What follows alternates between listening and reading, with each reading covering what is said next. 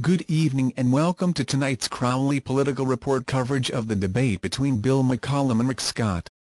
I'm Brian Crowley, and I've made numerous appearances on CNN, NBC, Fox, MSNBC, NPR as well as radio and local television throughout Florida and the nation. So obviously I am kind of a big deal. Joining me tonight is the ultimate Florida political insider known as the Rick Wilson. Thank you for that warm welcome. Indeed. So tell our viewers how important this debate is for Bill McCollum. Well, Brian, as you know, Bill McCollum has to make Rick Scott his bitch tonight.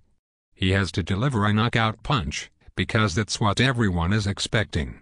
He's the professional politician against Rick Scott the rookie. It's win or go home for Bill McCollum. Okay, how does being a professional politician work to McCollum's advantage? Well, everyone knows Bill McCollum has more than 30 years of experience in Weasley double talk and fancy Washington Beltway babble, so he should easily walk over Rick Scott like that crazy independent candidate, Bud Childs, is walking across Florida. Maybe in McCollum's case it will work. Okay, what are we going to see out of Bill McCollum tonight? First, Bill McCollum needs to point out that Rick Scott's former company, Columbia HCA, was fined for fraud. I don't think very many people in Florida have heard that attack against Rick Scott yet.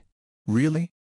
Seems like that's been in millions of commercials and newspaper stories. Sure, but very few people actually believe it, so it's good to repeat things over and over, like for example, that Rick Scott took billions of dollars from the taxpayers and buried it in a secret location in the Everglades. Wow. Okay, I hadn't heard that. What's the second thing that Bill McCollum has to say tonight in order to save his campaign? He's going to have to convince viewers that Rick Scott is worse than the devil himself.